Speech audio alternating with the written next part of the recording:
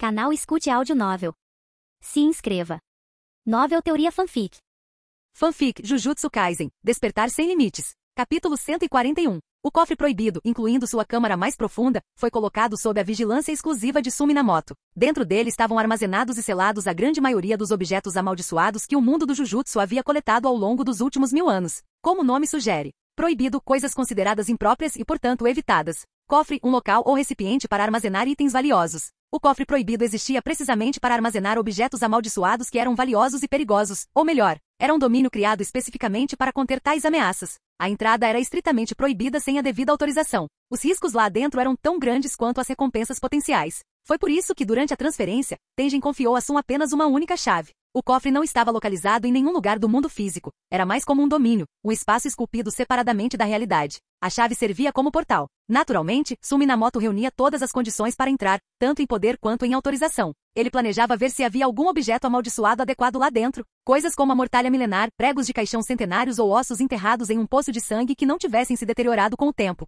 O princípio era o mesmo. Se algo fosse absorvido pela emoção por tempo suficiente, até mesmo um item comum poderia se transformar em algo estranho, um objeto amaldiçoado. O que mais uma vez reafirmou uma verdade fundamental: os humanos são a fonte de todas as maldições. Sun chegou abaixo da árvore Osso Branco. Ele havia ancorado a câmara proibida dentro da câmara de armazenamento do santuário. Em todo o colégio de feitiçaria em todo o mundo do Jujutsu, não havia lugar mais seguro por dentro ou por fora. Esta foi a segunda vez que ele participou. No momento em que ele entrou, tudo escureceu. Névoa negra pairava no ar, tremendo levemente enquanto formas retorcidas emergiam uma após a outra. Figuras estranhas se avolumavam e se dispersavam, cercando-o, apenas para se dissolverem novamente em névoa e se fundirem novamente atrás dele. Sombras grotescas se aproximavam, algumas sussurrando em seus ouvidos, outras soluçando assustadoramente, algumas rindo loucamente, todas tentando penetrar em sua mente, alcançar suas memórias mais profundas. Sun ergueu uma sobrancelha e disse suavemente: quieto. As vozes cessaram imediatamente. A ilusão desapareceu. Até a brisa suave ao redor dele parou. A cena mudou. Papéis de talismã cobriam as paredes ao redor. Objetos amaldiçoados e perigosos estavam selados dentro de caixas de madeira de pessegueiro ou acorrentados. Tudo parecia um pouco caótico. Ferramentas amaldiçoadas jaziam espalhadas sem ordem. Runas carmesim cobriam as superfícies e as correntes estavam entrelaçadas aleatoriamente pela sala. Mas essa era a verdadeira face do cofre proibido. Os objetos amaldiçoados ali dentro eram de altíssima classificação. Instintivamente buscavam escapar de seus selos, usando ilusões e manipulações para atrair a atenção dos intrusos. Se qualquer outra pessoa além de Sun tivesse entrado, provavelmente teria ficado presa em alucinações. Teria se aproximado dos objetos e teria sido compelida a tocá-los. Os objetos então aproveitariam a oportunidade para possuir seus corpos e renascer através deles. Esse era o perigo de entrar. E se qualquer um desses objetos amaldiçoados conseguisse ressuscitar e escapar, o derramamento de sangue que eles trariam para o mundo exterior seria catastrófico. Esse era o perigo que o cofre proibido representava para o mundo além. Os superiores entregaram o cofre tão facilmente porque não trazia nenhum benefício prático para eles, pior ainda, trazia consigo responsabilidades. O guardião assumia a responsabilidade se algo desse errado. Se ao menos um único objeto amaldiçoado no cofre pudesse ser domado ou destruído, seria uma vitória para todo o mundo do Jujutsu. Mas para Sumi Namoto, sua força tornava os riscos insignificantes. O que restava era apenas ganho.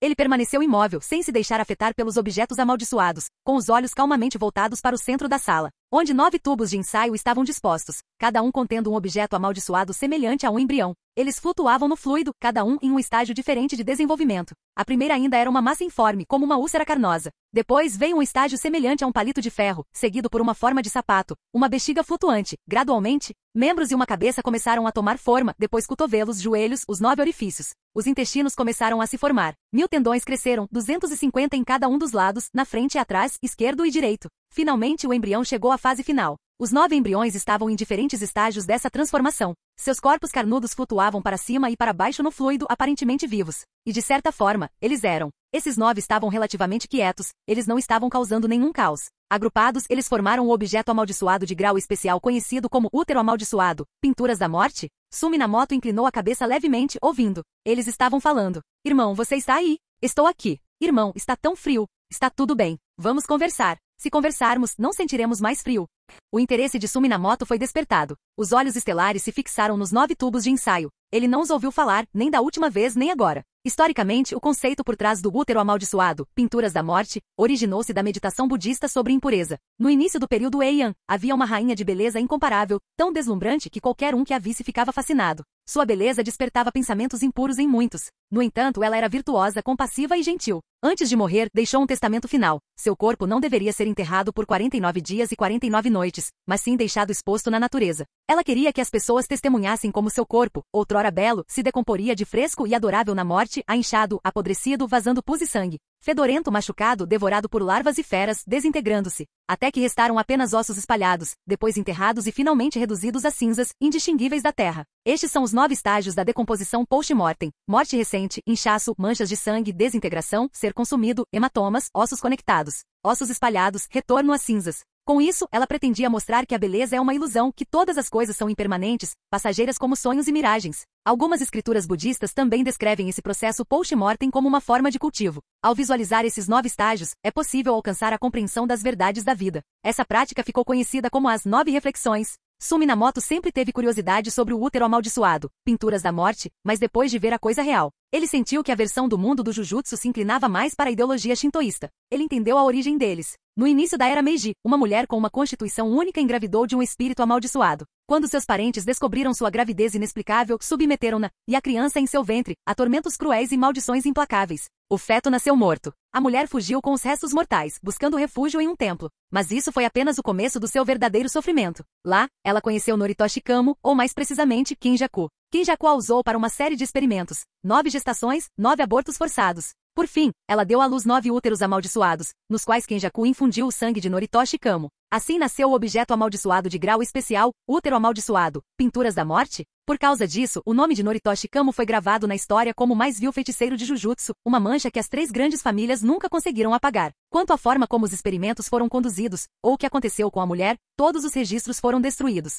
Essa origem refletiu a fusão da ideologia religiosa no Japão, a vida governada pelo shintoísmo, a morte pelo budismo. Durante o período Meiji, a política estatal começou a favorecer o shintoísmo, passando da mistura anterior de shintoísmo e budismo para um domínio do shintoísmo. É por isso que os úteros amaldiçoados se alinhavam mais com as crenças shintoístas. Eles nasceram da união de humanos e espíritos amaldiçoados por meio de sangue e parto. Embora simbolizassem uma nova vida, o que personificavam era a imundície e o mal supremos. Após examinar atentamente os úteros amaldiçoados, Sumi Namoto ainda encontrou contradições. Comparadas às históricas pinturas da morte, estas eram o seu inverso. Ele estendeu a mão e extraiu um fio de aura de uma delas. Ela se enrolou na ponta do seu dedo enquanto ele a registrava brevemente, e depois a dispersou. Apenas trabalho incidental. Seu principal objetivo dessa vez era encontrar um objeto amaldiçoado adequado. Os de grau especial foram imediatamente retirados da lista. Como o dedo ressecado envolto em camadas de papel talismã, selado usando a maldição demoníaca da ligação ressentida, ou aquela barreira viva que lembrava um cubo mágico. Ele não tinha interesse em nenhuma delas. Objetos amaldiçoados de grau especial eram indestrutíveis. Sua existência era protegida por um voto de vinculação, acabar com a vida, mas não ferir os outros. Caso contrário, Sumi Namoto já os teria devorado. Ainda assim, técnicas como manipulação de sangue, artes baseadas em cortes e a barreira kármica imbuída do atributo vivo, todas capazes de selar qualquer coisa, tinham um valor tremendo. Ele deixou esses pensamentos de lado e foi para outra seção. Lá, os itens amaldiçoados estavam abaixo do grau especial, exatamente o que ele tinha vindo buscar. Após analisar cuidadosamente a seleção, ele selecionou diversas ferramentas amaldiçoadas adequadas. Combinadas com sua própria força, elas eram mais do que suficientes. Ele formou um selo de mão, fechando o cofre proibido. O silêncio retornou. A névoa negra preencheu a câmara mais uma vez, e sombras indistintas se agarravam às paredes, com os olhares fixos na entrada selada. Capítulo 142. Sumi Namoto saiu do vórtice negro sem dizer uma palavra e atacou a mulher com uma lâmina de mão. Ela ergueu os 2 braços para bloquear, mas sentiu uma lâmina afiada como uma navalha. Depois de cortar os 2 antebraços, o golpe acertou onde deveria. O lado do pescoço dela. Estere. Sum pressionou com a lâmina afiada, forçando-a a se ajoelhar. Ele a chutou no peito e puxou a mão para trás. A cabeça dela, agora pendurada de cabeça para baixo, estava presa ao corpo por nada mais do que uma pequena aba de pele. Seu corpo desabou e afundou lentamente na sombra abaixo dela. Um leve rangido se seguiu enquanto ela desaparecia completamente. Sum balançou o pulso casualmente. Algumas gotas de sangue caíram da ponta da palma da mão na sombra trêmula, espalhando-se em finas ondulações antes de desaparecerem completamente, apagando o último traço. Durante todo o processo, além de afiar a ponta da palma da mão, ele não usou nenhuma técnica amaldiçoada. Isso foi feito apenas com força física. Após um momento de silêncio, ele sentiu a capacidade da técnica que acabará de adquirir. Supressão de presença. Ele entendeu imediatamente. Sum caminhou até onde Panda estava amarrado, agachou-se e passou a mão nas cordas. Elas se romperam e caíram sozinhas. Essa foi a segunda coisa que ele instruiu Panda a fazer. Se eu não voltar, chame meu nome. Ele não esperava que assim que emergisse da câmara proibida, uma voz fraca ecoasse em sua mente. Então, uma energia amaldiçoada começou a ondular, formando faíscas negras que se fundiram em uma superfície espelhada. A sombra de Panda havia aparecido nela. Quando ele olhou para cima, ele já havia identificado o local e atravessado o espaço para chegar ali, levando ao que tinha acabado de acontecer. Naquele momento, os membros de Panda estavam dilacerados. Pedaços de enchimento haviam se rompido e saíam das fendas, criando uma visão lamentável. Sun o examinou atentamente. Nenhum dano grave, o núcleo ainda estava intacto. As peças externas já estavam programadas para serem substituídas de qualquer maneira. Momento perfeito. Ele ergueu Panda no antebraço. Uma linha de chamas pingou da ponta do dedo, queimando os restos espalhados do corpo dilacerado do boneco. Sun, Sun. A voz de Panda não soou afetada. Ele inclinou a cabeça para cima, com os olhos brilhando com a luz do fogo, e murmurou. Dói um pouco.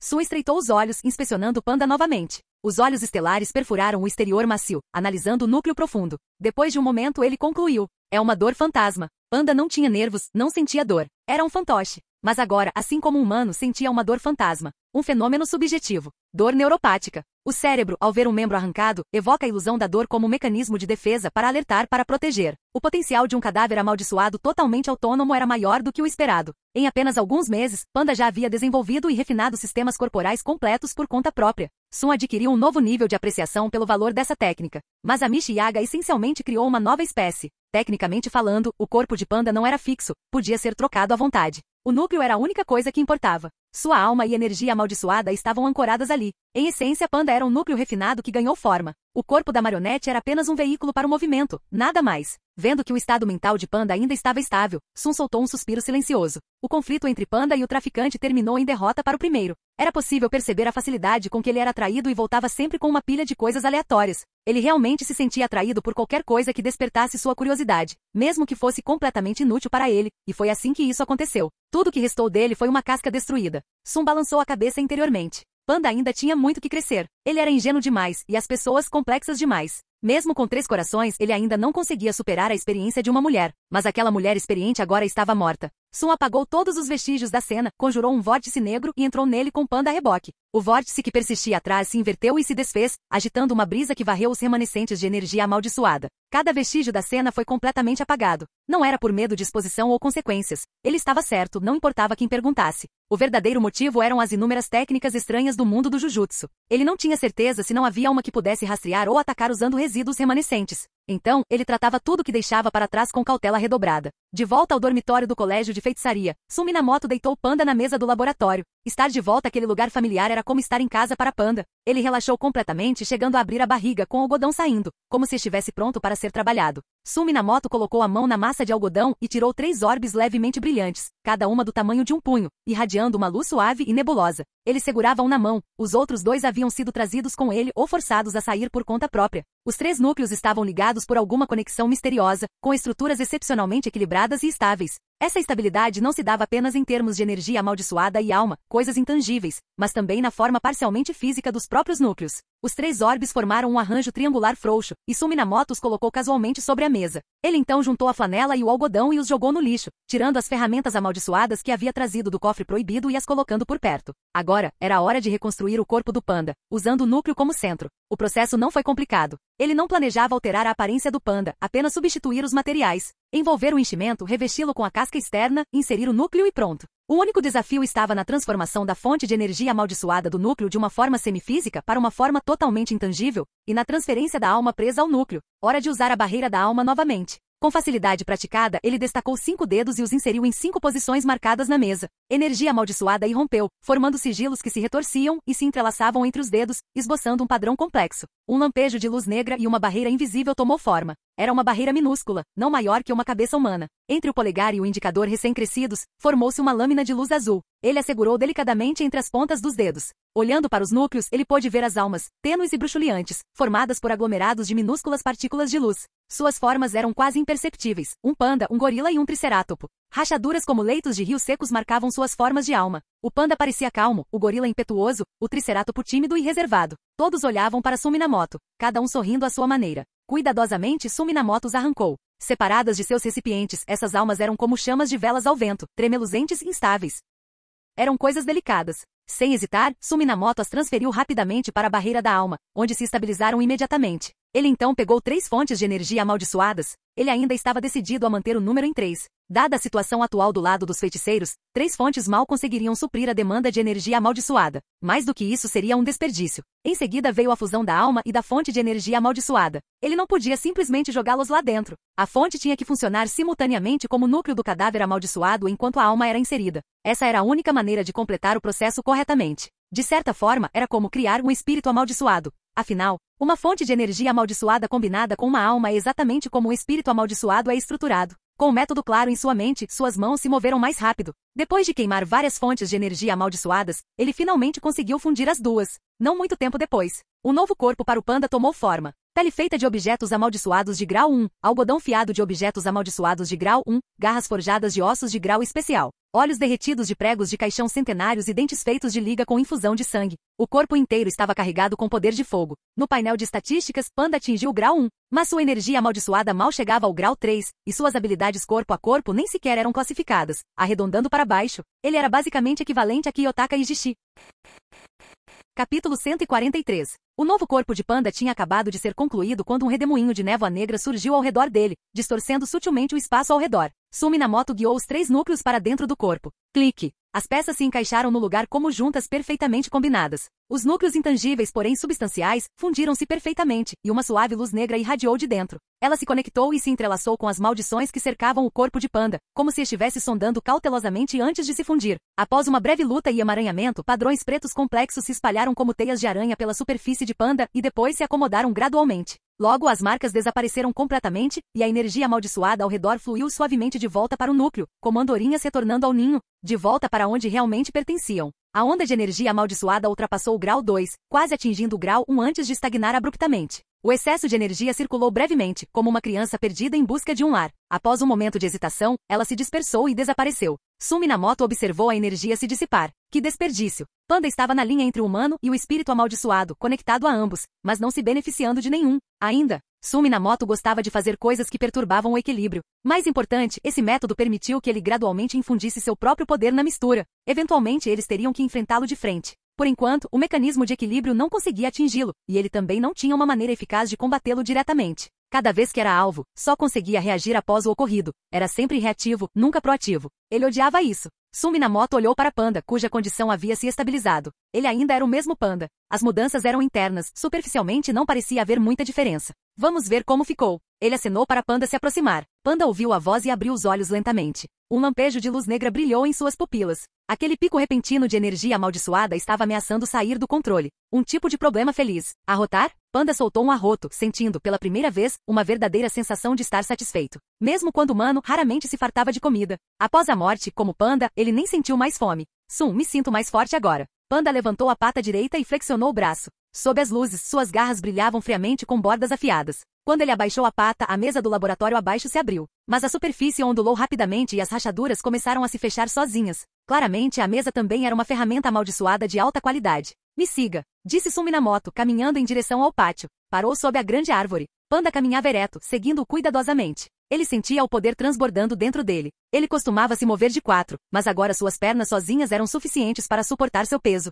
Panda gritou novamente, seu pequeno corpo mal alcançando a coxa de Suminamoto. Como posso testar isso? Ele inclinou a cabeça para cima, sua voz cheia de excitação instintiva. Espere, disse Suminamoto, fazendo uma pausa. Assim que Panda começou a se perguntar o porquê, uma gargalhada ecoou do lado de fora, como se respondesse ao sinal de Suminamoto. Wahahaha, fui promovido para o grau 2? A voz chegou antes da pessoa. Aquela entrada dramática e familiar. Riko Amanai entrou no pátio com as mãos na cintura, rindo orgulhosamente, praticamente exigindo elogios com sua expressão. Parece que ela passou da promoção para o grau 2. Foi um pouco mais tarde do que o esperado, atrasado por todos os eventos recentes, e principalmente por causa dele. Quando Riko Amanai entrou no pátio, ela viu Suminamoto apontando para ela enquanto olhava para Panda. Vamos experimentá-la. Antes que ela pudesse compreender totalmente a confusão, um borrão preto e branco avançou em sua direção. Enquanto Panda atacava, rugas se abriram ao redor de suas narinas, presas se projetando, seus músculos inchando como um balão inflado. Sua expressão se transformou em algo selvagem e selvagem. Era o irmão mais velho, núcleo de gorila. Mas a transformação não parou por aí. 2 chifres brotaram de sua testa. Uma grande placa óssea se estendeu para trás, da parte de trás do crânio, formando um escudo protetor para o pescoço. E um chifre curto emergiu acima do bico. Seus membros caíram de volta no chão, com os chifres inclinados para frente em posição de ataque. Esta era a irmã mais velha, a forma Triceratops, o estado mais forte do Panda. A poeira se ergueu sob ela enquanto ela avançava. Após um borrão de movimento, ela já estava cara a cara com Riko Amanai. Foi a primeira vez que Suminamoto viu a forma irmã, e ele a achou estranhamente fascinante. Ele começou a registrar dados sobre o Triceratops. A transformação do núcleo significava a transformação da alma, que por sua vez alterava o corpo, cada forma manifestando poder adaptado a diferentes situações. Parecia que o novo corpo se encaixava perfeitamente, já completamente sincronizado com o núcleo. Toda essa transformação ocorreu diante dos olhos de Suminamoto. Ele percebeu que, ao longo do processo, o corpo de panda estava adaptando seus materiais automaticamente. Por exemplo, os chifres foram formados a partir de um segmento de osso de grau especial. Cada uma das 3 formas tinha diferenças únicas, e o corpo de panda se ajustava de forma autônoma para formar a composição material mais otimizada. O olhar de Suminamoto pousou entre seus 2 chifres, bem no centro da testa. Ali uma esfera vermelho clara brilhava. Era ali que residia o núcleo da irmã. Outros não conseguiam vê-lo diretamente, mas conseguiam detectá-lo através das flutuações da energia amaldiçoada. Mesmo que não pudesse ser atingido diretamente, eles ainda precisavam aprender a escondê-lo. Deixá-lo exposto em um local tão vulnerável não era inteligente. Afinal, no mundo do Jujutsu, não há como prever que tipo de poder bizarro pode surgir. Só porque você não o encontrou não significa que ele não exista. A forma Triceratops estava se aproximando rapidamente de Rico Amanai. Ela não se mexeu. Já tinha visto o panda antes. Eles até tinham brincado juntos há pouco tempo. Ela não esperava que ao retornar como feiticeira de grau 2, ele já tivesse se tornado tão poderoso. Sua velocidade era tão rápida que até ela tinha dificuldade para acompanhá-la. Mas, esse tipo de ataque direto? Imaturo demais. Isso a lembrou de como ela costumava lutar. Ela se moveu para o lado e deu um pequeno passo para trás, desviando do golpe seguinte, um golpe violento da cauda do Triceratops. Uma rajada de vento roçou sua bochecha, levantando fios de cabelo perto de sua têmpora. Rico Amanai sentiu a força por trás disso. Surpresa, ela começou a levar a batalha mais a sério. A força bruta poderia cobrir muitas deficiências. Ela precisava manter a calma e observar atentamente. Contanto que a diferença de poder não fosse muito grande. A batalha de um feiticeiro era uma batalha de informação. Ela diminuiu a respiração, aguçando o foco, com os olhos fixos na forma do Triceratops. Suminamoto observou, satisfeito. Este havia crescido. Quanto ao outro, ele balançou a cabeça. Quem imaginaria que a irmã mais tímida acabaria tendo a personalidade mais agressiva? A forma do Triceratops era coberta da cabeça aos pés por ferramentas amaldiçoadas de alta qualidade. Projetada pelo próprio Suminamoto, ela nem sequer projetava uma grande sombra sob o sol escaldante, perfeitamente adaptada para enfrentar Rico Amanai. Sem mencionar que a imensa energia amaldiçoada dentro dela excedia em muito a de Rico Amanai. Seu corpo também abrigava as propriedades de múltiplas ferramentas amaldiçoadas, que Sun havia integrado em uma série de habilidades estranhas e únicas. No papel, ela tinha todas as vantagens. Mas, na realidade, ela estava sendo enganada. Rico Amanai não era apenas mais uma aluna como Kento Nanami ou Iwaibara. Seu relacionamento com Masamichi Yaga era muito mais próximo, ela era uma de suas discípulas mais próximas, e o jovem Suminamoto havia sido seu mentor pessoal. Por isso, ela conhecia bem a história de Panda e assuntos secretos semelhantes. Yaga raramente escondia algo dela. Ele a adorava. Tirando as coisas realmente sigilosas, como o cadáver amaldiçoado completamente autônomo, ela basicamente sabia de tudo. Às vezes, até antes de Suminamoto. Era um pouco como uma dinâmica entre avós e netos. A forma Triceratops logo ficou para trás. No final da partida, suas fraquezas foram expostas, e o crescimento de Rico Amanai também ficou claro. Suminamoto disse isso. Triceratops caiu para o lado, cobrindo o rosto com as garras, envergonhado. Foi sua primeira saída. Ela ficou muito animada. No final, a luta acabou se tornando uma surra total, mas como Triceratops parecia estar se divertindo, Sun deixou a luta acontecer até o fim. Assim que Panda retornou à sua forma básica, ela derreteu no chão como um líquido, parecendo totalmente exausta. Como? Como isso é possível? Rico Amanai, que claramente havia vencido, ainda estava meio ajoelhada no chão. Estou treinando duro há 2 anos e meio e ainda não consigo vencer um panda que está vivo há apenas alguns meses? Argue. Ela socou o chão com os punhos, a cabeça baixa enquanto um gemido miserável escapava. Seus olhos lançavam olhares furtivos para Suminamoto. Pare com essa farsa. Ok. Rico Amanai se levantou de um salto. Ela estava se segurando um pouco. Se não tivesse, já teria vencido há muito tempo. O treinamento do panda é sua responsabilidade agora, disse Suminamoto, apontando para ela. Uma passagem de testemunho. Ela piscou, então rapidamente se iluminou e bateu no peito 2 vezes com um baque alto para mostrar o quão séria ela estava. Deixe comigo. Então ela passou o dedo pelo cabelo e com um beicinho brincalhão acrescentou. Me ajuda a subir de nível também, tá? Não estou pedindo muito, só algo próximo do nível do panda. Suminamoto lançou-lhe um olhar de soslaio. Esse método não combina com você. A menos que você se sinta bem em não ser mais humana? Ela balançou a cabeça rapidamente. É não, obrigada. Mas se você quer mesmo melhorar, há um jeito, disse Suminamoto, fixando o olhar nela. O que foi? Ela respondeu, exorcizando usuários de maldições. A voz de Suminamoto era calma. A razão pela qual seu progresso é tão lento é porque a quantidade total de energia amaldiçoada é limitada. Se outra pessoa pegou um pedaço dela, você só pode reivindicar o que sobrou. E a parte de cada um é fixada no nascimento. Rico Amanai refletiu sobre a ideia. Ela já tinha ouvido essa teoria antes. Era basicamente o argumento do talento inato no mundo do Jujutsu. Mas essa ideia de quantidade total era nova. Certamente ninguém conseguiria acessar a quantidade total da energia amaldiçoada do mundo do Jujutsu, certo? Ela olhou para Sumi Namoto, e o pensamento se tornou menos certo. Mas eu ainda nem reivindiquei a minha parte integral, disse ela confusa. E já estou progredindo lentamente. A frustração estava tomando conta dela. Era como tentar limpar terra com uma colher ou apagar um incêndio com uma xícara de chá. Por vários motivos, o valor total está quase esgotado. Sumi Namoto fez uma pausa. Pense nisso como uma esteira rolante de sushi. Há uma quantidade limitada de comida circulando, o lugar está lotado e não há chefes suficientes. Se você quiser encher o seu prato, precisa garantir que haja estoque suficiente. Como você garante isso? Se não houver o suficiente para todos, a única maneira de garantir que você receberá sua parte é reduzir o número de pessoas comendo. Dizer isso a qualquer outra pessoa seria ultrajante. É o tipo de lógica que poderia desencadear uma guerra civil no mundo do Jujutsu. Mas Riko Amanai era diferente. Ela confiava em Sumi Namoto. Ela tinha sua própria bússola moral e decidia o que era certo ou errado de acordo com seus próprios padrões, e então se perguntava, é isso mesmo que eu quero? É isso que meu coração me diz para fazer? E no final, ela faria sua própria escolha. Sumi Namoto não estava tentando forçá-la a matar. Ele estava ajudando-a a construir a base mental. O mundo do Jujutsu estava à beira do caos. Quando os feiticeiros mais perspicazes começaram a perceber, no início, o conflito entre feiticeiros e usuários de maldições aumentaria. Então, quando perceberam que ainda não era o suficiente, os conflitos se espalharam não apenas entre os dois grupos, mas por toda a comunidade de feiticeiros. Eventualmente, até mesmo espíritos amaldiçoados seriam atraídos para ela. Todo mundo do Jujutsu seria engolido pela confusão. Foi aí que o verdadeiro caos começou. Sumi Namoto realmente esperava ver isso se desenrolar, mas a Michiaga se tornar diretor foi um passo em direção a esse futuro. Assim que ele estava planejando seu próximo passo, Riko Amanai falou de repente. Então, não foi você quem ficou com a maior parte? Os olhos de Sumi Namoto se estreitaram. Essa garota tem muita coragem. Riko Amanai sorriu. Então não se preocupe, vou continuar treinando devagar. Então ela se mexeu, seu tom ficando sério. Mas se você precisar de alguma coisa, você sempre pode vir me procurar. Soju Minamoto congelou. O que é? Riko Amanai percebeu. Nada. Ele ergueu a mão para bloquear o sol. A marca do anel preto incompleto nas costas da mão tremeu. Era Kenjaku. Kenjaku estava entrando em contato com ele. Capítulo 144. Kenjaku havia feito voto de vinculação há muito tempo. Mesmo sem nunca ter vindo procurá-lo, Sumi Namoto não se importava. Em questões como essa, quem dá o primeiro passo acaba ficando em desvantagem. Tudo se resumia à paciência. Ele deixou a marca ativar sozinha, sem reagir, e simplesmente observou Riko Amanai sair, com Panda seguindo junto dessa vez. De volta à sala de estar, ele começou a organizar os assuntos subsequentes da escola Jujutsu. Dali em diante, a maior parte de seu foco se voltaria para fora. Ele reduziria ativamente sua presença na escola. Ele possuía atualmente 3 clones de feiticeiros de Jujutsu. A produção total de energia amaldiçoada que poderia ser exposta com segurança sob a vigilância do mecanismo de equilíbrio mal atingia os limites superiores do grau especial.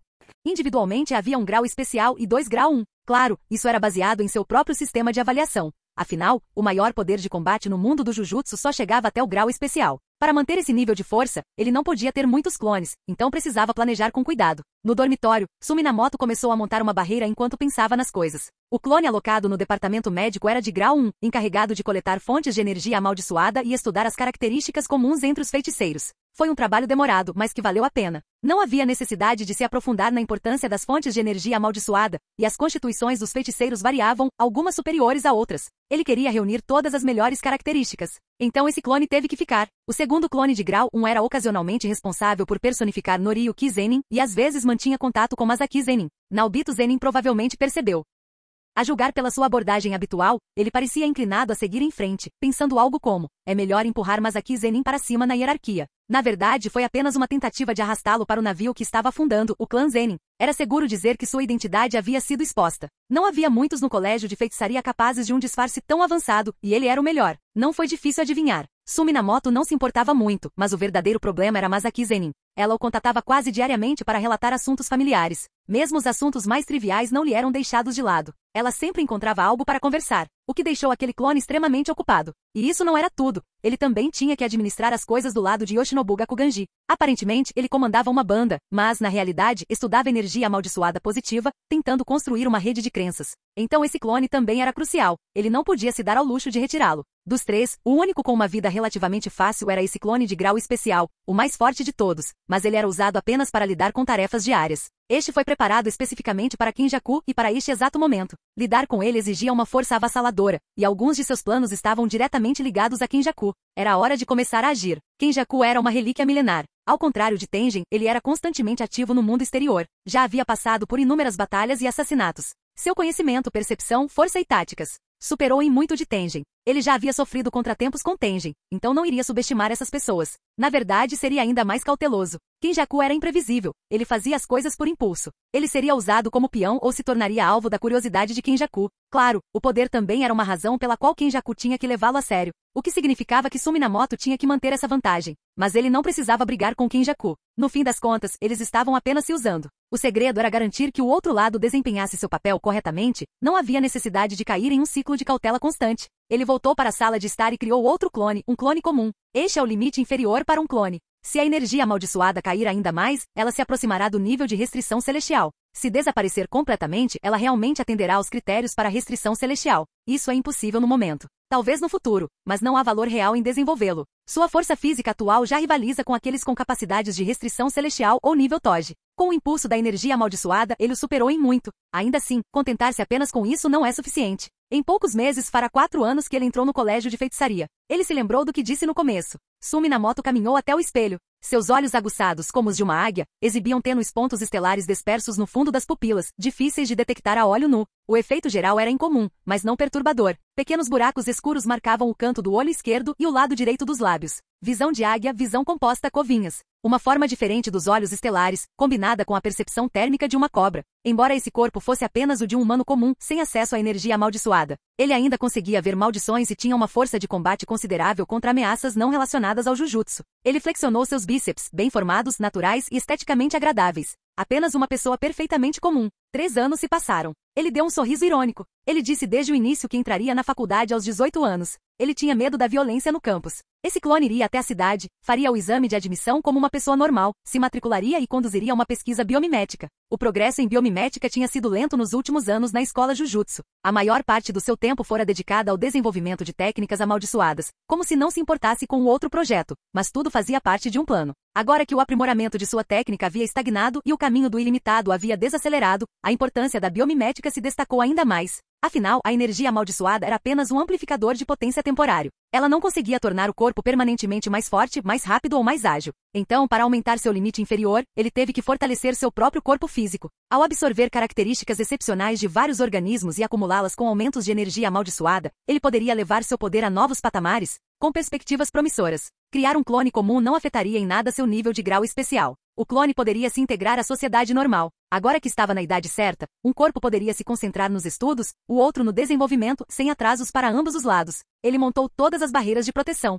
O grau especial Suminamoto conjurou um vórtice negro e expulsou o clone grau normal. Com isso, todos os seus assuntos na escola Jujutsu foram resolvidos, então ele também foi embora. Ele não tinha ido muito longe quando encontrou Kenjaku, que estava esperando por ele. Os portões do colégio de feitiçaria ainda eram visíveis atrás deles. Kenjaku havia trocado de corpo novamente, desta vez o de um jovem com uma costura visível na testa. Suminamoto reconheceu imediatamente. Este era o corpo real e especificamente o cérebro. Ei, quanto tempo, ele cumprimentou casualmente, aproximando-se. Por que você não entra e senta? Eu não ousaria, respondeu Kenjaku. Ele se endireitou de onde estava encostado na parede e olhou para o céu acima da escola Jujutsu. Como um habilidoso mestre de barreiras, ele sabia quanta vantagem o campo natal dava ao feiticeiro. Ignorando o comentário, Sun sorriu. Demorou bastante. Ele entendeu o que Kenjaku queria dizer. Aquele era o corpo real, não um descartável. Então eles tinham que evitar o perigo o máximo possível. E esse perigo? Era ele, Suminamoto. Sun sorriu. Para alguém como você, o tempo é a coisa mais barata. Não vale nada. Com medo? Temos um voto vinculante. O que há para temer? Kenjaku apenas riu. Como mestre dos votos vinculantes, ele sempre podia mudar ou compensar as restrições, mas tinha que pagar um preço diferente.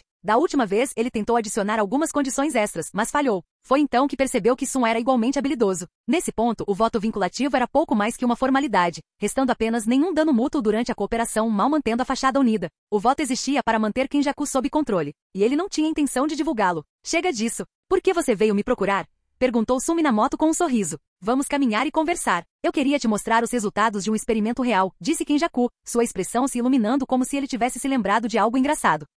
O interesse de Sun foi despertado. Ele não hesitou em se afastar do colégio de feitiçaria. Eles foram até a estação, pegaram o bonde como pessoas comuns e finalmente chegaram em Sendai. Do lado de fora da estação, Sun parou e observou por um momento. Sendai, hein? É meio especial. Não era apenas sua cidade natal, mas também abrigava uma das 10 grandes barreiras. Isso também tinha um significado para Kenjaku. Seu filho estava ali, mesmo que apenas como anfitrião de uma nave de alto nível. Naquela época, ele era conhecido pelo nome de Kaori Itadori, uma mulher. Ela morou aqui por 3 anos, se casou, teve um filho, construiu uma vida e se tornou mãe. Outra questão completamente diferente era se havia sentimentos reais envolvidos. Kinjaku levou Sumi na moto para uma pequena vila em uma área isolada, com apenas algumas casas espalhadas por perto. Esta é a minha casa, disse ele com um sorriso. Você é a primeira hóspede que recebo aqui. Estou honrado. Sun olhou ao redor. Apenas uma casa comum. A julgar pela decoração, provavelmente era da época de Kaori Itadori. Toques femininos eram evidentes, mas isso não descartava a possibilidade de outra identidade feminina. A questão se Kinjaku era homem ou mulher ainda não tinha resposta. Sun não tinha interesse em descobrir isso.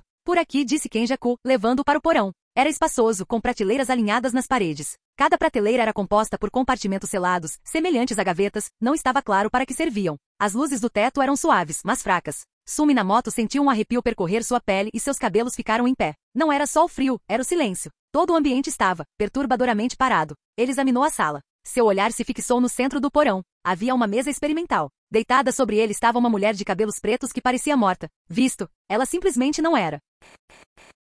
Capítulo 145. Resultados experimentais. Sumi na moto lembrou-se do que Kinjaku havia dito uma vez. Se algo pudesse ser chamado de resultado, teria que ser fruto de trabalho duro, luta e sacrifício. Claramente não eram os objetos amaldiçoados formados a partir de partes de corpos armazenados nas prateleiras e gavetas ao redor. Nem eram os espíritos amaldiçoados sem vida, selados nos jarros próximos. Só poderia ser a mulher na mesa. A suave luz das estrelas emitida pelos olhos estelares se misturava à atmosfera do ambiente, adicionando um toque de paz ao silêncio. Sumi na moto observou atentamente a mulher. Ela parecia ter uns 20 e poucos anos, quase 30. Não era uma feiticeira. Sua aparência era normal, altura mediana, constituição esguia, cabelos pretos, sem feições ou anormalidades marcantes. Apenas uma pessoa comum. Ela ficou deitada ali em silêncio, com um kimono pendurado sobre o corpo ao contrário, expondo a área acima da clavícula. Sua pele era pálida e lisa, a clavícula levemente saliente, delineando curvas delicadas. Seu pescoço era longo e esbelto. Embora sua expressão fosse impassível, sua tez permanecia rosada. Como Kinjaku consegue preservá-la desse jeito? Como o cadáver de alguém dormindo pacificamente. Sumi na moto se virou para olhar para Kinjaku. Seria esse o suposto resultado? Não me diga que é apenas a técnica de preservação dele? É verdade que a técnica amaldiçoada de Kinjaku o tornaria bom nesse tipo de coisa.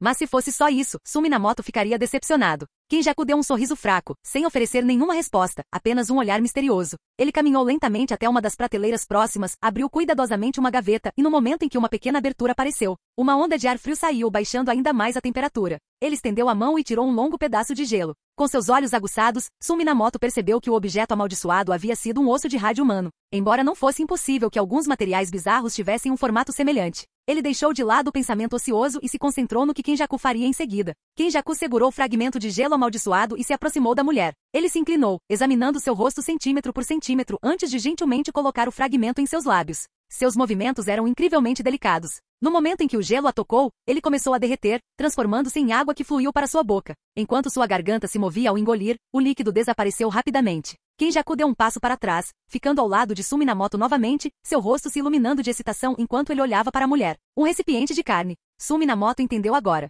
Em termos mais simples, posse. Quando um objeto amaldiçoado poderoso e indestrutível é consumido por um humano, a consciência dentro dele pode tomar o controle do espírito e do corpo da pessoa, e às vezes até mais. Ele olhou para a mulher à sua frente. Seu corpo estava mudando. Seus longos cabelos negros encurtaram gradualmente, transformando-se em fios brancos como gelo que emitiam rajadas de ar frio, cortantes e arrepiantes. Seus traços faciais começaram a mudar, tornando-se mais jovens e delicados. Sua estrutura também encolheu ligeiramente. A transformação terminou rapidamente. Da névoa branca emergiu uma garota de cerca de 14 ou 15 anos, charmosa e adorável. A mulher comum desapareceu sem deixar vestígios. Assim, um objeto amaldiçoado muito poderoso pode até remodelar a forma física do hospedeiro. Aquele pedaço de gelo era exatamente esse tipo de objeto. Energia amaldiçoada irrompeu dela, surgindo como um maremoto, provocando uma tempestade no porão. Mas os dois espectadores não foram afetados nem um pouco, nem um único fio de cabelo se mexeu. Uma barreira invisível protegia a área, permitindo que os ventos e ondas negras crescessem sem controle. Assim que a fúria da energia amaldiçoada diminuiu, sua condição se estabilizou completamente. Ela provavelmente estava no auge do grau 1. Sumi na moto olhou novamente para as prateleiras ao redor. As pálpebras da menina tremeram. Lentamente, ela abriu os olhos, seu rosto agora cheio de vida. Ela se sentou, parecendo um pouco atordoada, como se tivesse acordado de repente. Suas sobrancelhas estavam franzidas, seus olhos desfocados. Você acordou, disse Kinjaku com um sorriso gentil, como se estivesse cumprimentando um velho amigo. Então ele a chamou pelo nome. Uralme. No momento em que ele falou isso, os olhos dela clarearam. Ela olhou para o próprio corpo nu. Após uma breve pausa, suas sobrancelhas relaxaram. Ela pulou da mesa sem a menor vergonha, vestiu-se calmamente com o kimono que a cobria, olhou ao redor e então se virou na direção da voz. Franzindo a testa pensativa, ela finalmente falou após um longo silêncio. Misericordioso Kenjaku? Embora formulada como uma pergunta, seu tom era seguro. O olhar de Kenjaku mudou ligeiramente, capturando Sumi Namoto em sua visão periférica. Ele não pareceu surpreso. Então, ele sabe. Ela entende mais sobre mim do que eu esperava. Kenjaku olhou para ela e assentiu, reconhecendo. Há quanto tempo, Uralme, ele disse com outro sorriso. Parabéns pelo seu sucesso no reavivamento. Parece que você conseguiu, ela disse, com a mente claramente aguçada enquanto ela se lembrava do que tinha acontecido.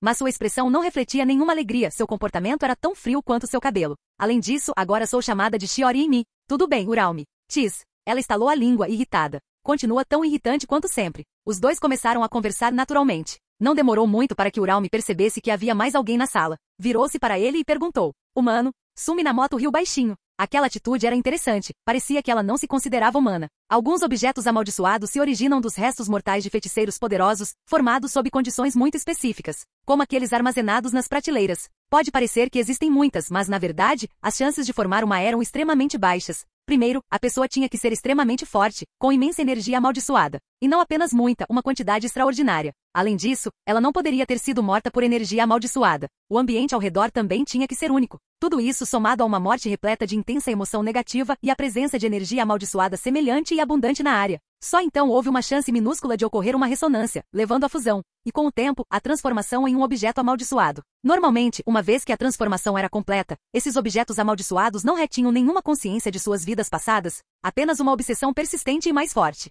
Tornar-se um objeto amaldiçoado significava que eles não poderiam mais ser considerados humanos. Eles se comportavam mais como maldições, movidos pelo instinto. Em casos raros, com poder suficiente, podiam desenvolver uma nova inteligência. Mas Uralme era diferente. Ela parecia ter retido toda a sua consciência de antes, junto com as memórias do navio que agora habitava. O que significava? Mesmo em vida, ela não se considerava humana. Sumi Namoto percebeu isso. E provavelmente ela também não via Kenjaku como humano, o que explicava o vínculo próximo que eles tinham. Uralme não parecia se importar com o silêncio dele. Naquela época, os humanos não passavam de ingredientes para ela. Não é diferente dos vegetais. Mas ela não estava com vontade de cozinhar agora. Ela se virou para Kenjaku. Onde está Sukuna-sama? Ainda é cedo. Você é o primeiro a reviver com sucesso. Muito lento, ela disse, irritada. Um ser tão poderoso quanto Sukuna-sama não pode ser trazido de volta com qualquer corpo, disse Kenjaku, dando ênfase especial a Sama. Então alguém como eu pode ser trazido de volta casualmente? Uralme não se ofendeu. Ela simplesmente concordou com a cabeça. Enquanto você elogiar Sukuna-sama, seremos aliados. Você precisa que eu faça alguma coisa? Ela perguntou. Você cumpriu sua parte do contrato, então é minha vez de recompensá-lo. Por enquanto não. Você acabou de acordar. Tire um tempo para aprender sobre o mundo moderno, disse Kenjaku baixando o olhar. Tudo bem. Me avise se surgir alguma coisa. Uralme conteve o ar frio ao seu redor e saiu do porão sem hesitar. Ao passar por Sumi Namoto, ela nem olhou para ele. Canal Escute Áudio Novel. Capítulo 146. Um frio persistente permanecia no porão. Sumi Namoto estendeu a mão e a moveu casualmente no ar. Quando a puxou de volta, uma nuvem de vapor branco se enrolou em volta de seus dedos. Ele podia sentir o frio ali, e um fluxo de informações surgiu em sua mente. Técnica amaldiçoada de formação de gelo, uma técnica amaldiçoada do tipo gelo com um amplo alcance de ataque, capaz de manipular livremente o ar congelante. Essa técnica ainda era transmitida no mundo do Jujutsu, e o Colégio de Feitiçaria possuía registros relevantes sobre ela. Com a análise fornecida pelos olhos estelares, Sun já havia compreendido a maior parte de seu funcionamento. A julgar pelas ações de Uralme agora, ela também usou uma técnica de amaldiçoação reversa para aliviar a fadiga cerebral e outros desconfortos. Nada mal. Quase todos os feiticeiros de alto nível dos tempos antigos tinham esse truque na manga. Afinal, apenas os mais fortes daquela época eram transformados em objetos amaldiçoados, e aquele período marcou o auge do Jujutsu. Claro, a maioria deles só conseguia se curar. Aqueles capazes de curar os outros ainda eram raros. O valor de indivíduos naturalmente talentosos como Sumi Namoto, Shoko Yeiri e Riko Amanai continuou a aumentar. Gelo, hein? Esse era um atributo que lhe faltava. Sun casualmente agitou a mão, dissipando o frio que permanecia em seus dedos. O que você acha? Kenjaku se aproximou, sua expressão estranhamente animada. Foi a vez que ele chegou mais perto de Sun desde que se conheceram, e seu tom soou quase arrogante. É perfeito. Absolutamente perfeito. Nem a menor mudança na aparência, está exatamente como antes. Também não houve perda de memória. A força diminuiu um pouco, mas já está em processo de recuperação. Perfeito. Ele murmurou a palavra para si mesmo. Ele não parecia estar procurando a aprovação de Sun. Mesmo assim, Sun assentiu. Era realmente uma grande conquista. Possuir um corpo não era difícil. Objetos amaldiçoados naturalmente ansiavam por ele. Contanto que encontrassem um receptáculo compatível, ou mesmo incompatível, podiam tomar posse à força. O verdadeiro desafio era manter a autoconsciência completa. Foi isso que realmente o interessou. Uralme viveu na mesma época que Kenjaku, o que significa que sua alma durou mais de 1000 anos sem desaparecer. Sun achou aquilo fascinante. Ele tinha apenas 17 anos. Mesmo que somasse suas vidas passadas, não chegaria a um décimo disso. Observando Kenjaku sorrir de satisfação, ele ergueu uma sobrancelha. Com base no que acabará de ver, quase pensou que eles tinham algum vínculo profundo. Que palhaço! Sun perdeu o interesse nessa linha de pensamento e se virou para examinar as prateleiras ao redor. Rapidamente entendeu a chave. Em vez de chamar esses objetos de amaldiçoados, seria mais preciso dizer que Kenjaku os usou para preservar suas almas.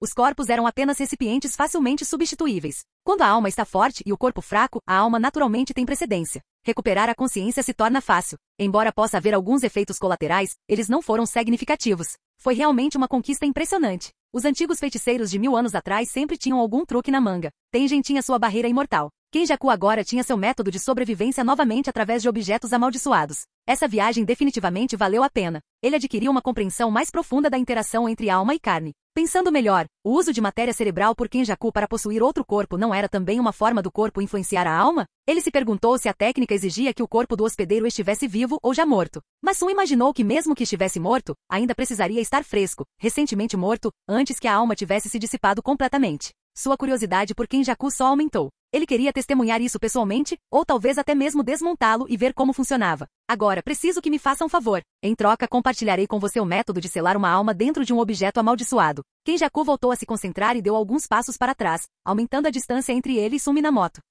Que tipo de favor? Sun perguntou com interesse. Embora ele já tivesse descoberto a maior parte do método e provavelmente pudesse descobrir o resto com um pouco de pesquisa, ele ainda estava curioso para ouvir o raciocínio do próprio Kenjaku por trás disso. Como podem ver, Kenjaku gesticulou casualmente em direção às prateleiras. Ao longo dos últimos 1000 anos, fiz contratos com muitos feiticeiros. Após suas mortes, obtive os objetos amaldiçoados que se formaram a partir de seus restos mortais. Agora, é hora de cumprir esses contratos, despertando-os nesta nova era. Seu próprio corpo foi trocado tantas vezes que duvido que algum voto de vinculação ainda se aplique, respondeu Sun casualmente. Ele não acreditou. Alguém especializado em manipular votos vinculantes não se prenderia a algo tão singular quanto a honra. Não diga isso.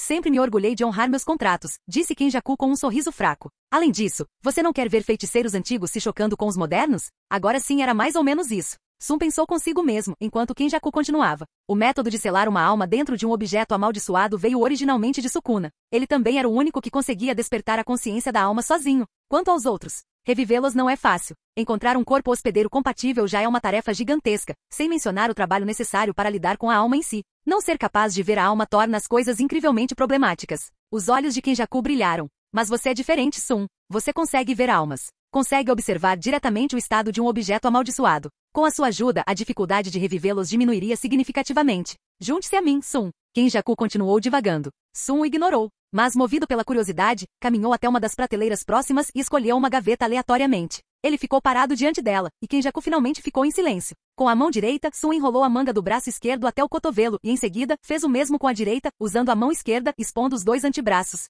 Os anéis Mahoraga em seus pulsos desapareceram, substituídos por marcas douradas. Os anéis se fundiram completamente ao seu corpo e se tornaram uma característica física. Seus antebraços começaram a desbotar, tornando-se azul celeste, altos, distantes e etéreos como o próprio céu. Uma faixa dourada de luz pairava em seus pulsos, girando lentamente. Do ponto de vista de Kenjaku, os antebraços de Sun haviam desaparecido completamente, mas suas habilidades especiais permitiram que ele visse o tom azul claro. Ele reconheceu, era uma alma. Uma alma muito mais profunda do que qualquer outra que ele já tinha visto. Sun olhou para seus braços. Seu lapso de técnica amaldiçoado foi derivado do poder de erosão celular e assimilação. Sua técnica da maldição reversa, por outro lado, veio da força de ancoragem da alma. Ele possuía uma forma de carne, uma forma amaldiçoada e, naturalmente, uma forma de alma também. Agora suas mãos haviam entrado completamente naquele estado de alma. Suas principais características, estabilidade e ancoragem. Ele enfiou a mão na gaveta fechada, abrindo caminho pela madeira. Ao retirá-la, retirou um fragmento pálido e translúcido de uma alma. Era um velho emaciado. Seu estômago era afundado, as costelas salientes, as órbitas oculares encovadas, as bochechas magras.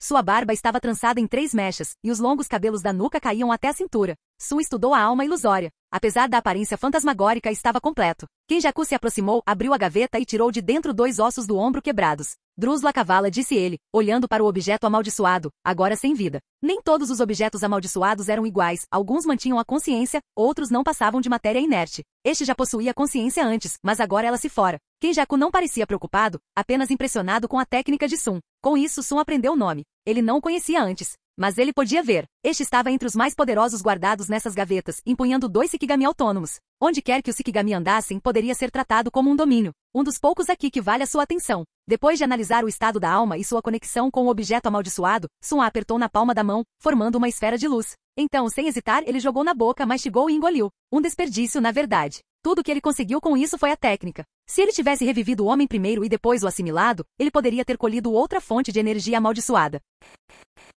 Capítulo 147. O porão era escuro e frio, o ar denso de frio, uma temperatura adequada para preservar cadáveres. 2 homens estavam em lados opostos de uma mesa de teste, ocasionalmente iniciando discussões animadas, com os olhos fixos no assunto exposto diante deles. Um homem de meia idade descansava sobre a mesa com uma expressão pacífica como se estivesse em sono profundo. Ao lado de sua cabeça havia uma caveira pálida. Sumi Namoto finalmente aceitou o convite de Kenjaku. O experimento em si já era intrigante o suficiente, mas só a perspectiva de adquirir uma nova fonte de energia amaldiçoada já fazia valer a pena. Cada fonte representava um feiticeiro. Durante seus mais de 3 anos no colégio de feitiçaria, a maior parte dos quais ele passou servindo no departamento médico, todos os feiticeiros que não tinham mais salvação ou já estavam mortos eram enviados para lá. Some-se a isso os que haviam morrido por suas próprias mãos. Mesmo assim, ele só conseguiu coletar pouco mais de 20 fontes de energia amaldiçoada, uma média de menos de 10 por ano. A escassez de feiticeiros era uma constante no mundo do Jujutsu. Morte e renascimento mal conseguiam manter os números em equilíbrio. Naturalmente, fontes de energia amaldiçoada eram difíceis de encontrar. E se reduzir o consumo não fosse uma opção, aumentar a oferta era o único caminho a seguir. Sun tentou procurar alternativas em outros lugares. Seu primeiro pensamento foram os espíritos amaldiçoados. Infelizmente, não importava quantos ele devorasse, nunca encontrava nenhuma fonte de energia neles. Afinal, espíritos amaldiçoados nada mais eram do que aglomerados de energia negativa. Isso também descartou outros seres semelhantes. Ele então se voltou para o Shikigami, e surpreendentemente, eles pareciam ter fontes de energia, mas após mais pesquisas, ele concluiu que não eram viáveis. Era como xenotransplante na medicina moderna, transplantar um coração de porco geneticamente modificado em um corpo humano. A fonte de energia amaldiçoada de um Shikigami poderia ser fundida em um humano, e algumas outras criaturas especiais também se enquadravam nessa categoria. Mas Sun não seguiu esse caminho. Dava muito trabalho e corria o risco de contaminar a energia amaldiçoada, exigindo esforço extra para purificá-la e remover as impurezas posteriormente. Não vale a pena. Mesmo na medicina, os transplantes de coração de porco eram o último recurso. E Sun não estava tão desesperado, pelo menos não ainda. No final, tudo voltou à mesma conclusão. Apenas feiticeiros humanos ou humanos que haviam sido possuídos por objetos amaldiçoados eram valiosos para ele como fontes de energia. Esse lote atual de objetos amaldiçoados foi praticamente uma dádiva, recursos de primeira linha entregues diretamente em suas mãos. Mas primeiro, ele teve que trazê-los de volta à vida para capitalizá-los totalmente. Com esse pensamento, Sun estendeu a mão direita em direção ao crânio e retirou uma alma fraca e ilusória. Depois de examinar a alma cuidadosamente, ele olhou para o homem na mesa. Quem quer que fosse, Kenjaku o havia encontrado em algum lugar, claramente um não-feiticeiro, no mesmo estado de preservação da mulher de antes. Um cadáver que parecia dormir pacificamente. Obviamente mantido nessas condições por algum método especial. Não há necessidade de questionar sua finalidade. Era um recipiente destinado à posse. Sun percebeu que Kenjaku não havia escolhido os corpos ou os objetos amaldiçoados aleatoriamente. Ele os comparou por compatibilidade e então decidiu qual reviver. Na verdade, o corpo hospedeiro teve precedência. Essa abordagem tinha um grande benefício. Uma vez que o objeto amaldiçoado assumisse o controle, ele poderia liberar todo o seu potencial. Kenjaku estava realmente honrando esses contratos? Mas então Sun reconsiderou. Kenjaku não reagiu de forma alguma às suas ações anteriores, nem mesmo quando devorou um dos alvos contratados. Tirando Uralme, que provavelmente era um caso especial, o resto dos objetos amaldiçoados naquelas prateleiras provavelmente eram apenas materiais experimentais. Kenjaku era meticuloso sobre os experimentos em si, mas não se importava realmente com os feiticeiros por trás dos objetos. O que significava que Sun tinha ainda menos motivos para se importar. Ele empurrou a alma em sua mão para dentro do corpo hospedeiro, então retirou os fragmentos originais da alma do corpo e os alimentou também. No momento em que as duas almas fantasmagóricas fizeram contato, a do crânio devorou a humanoide sem hesitar. Um momento depois, as pálpebras do homem sobre a mesa se contraíram. Seu corpo começou a mudar ligeiramente, não tão drasticamente quanto o de Uralme, mas suas características faciais mudaram sutilmente. Sucesso! Kenjaku bateu palmas em admiração. Sumi Namoto não reagiu. Os dois deram um passo sincronizado para trás. O homem à mesa sentou-se, com os olhos atordoados. Instintivamente olhou ao redor e depois olhou para si mesmo. Lentamente sua expressão se animou e depois se tornou maníaca. Ele mal conseguia conter o sorriso. Estou vivo. Ha, estou vivo de novo. O quarto desconhecido, os móveis diferentes, a iluminação estranha e as roupas que ele nunca tinha visto antes. Tudo isso deixou uma coisa clara. Ele havia sido revivido em uma era posterior. Seu corpo, outrora envelhecido, estava jovem novamente. O poder havia retornado aos seus membros. Ele cerrou os punhos 2 vezes no ar. Essa sensação foi incrível. Kenjaku. Ele se virou para Kenjaku, os cantos de sua boca se curvando em um sorriso desumano, apropriado, já que ele não era mais humano. Como prova da minha gratidão. Por favor, morra por mim. Eu me lembrarei do seu nome. Aqui vamos nós outra vez. Sumi Namoto suspirou interiormente. Não é à toa que aquela foi considerada a Era de Ouro do Jujutsu. A Era Moderna pode estar mostrando sinais de renascimento, mas ainda não se compara àquela época.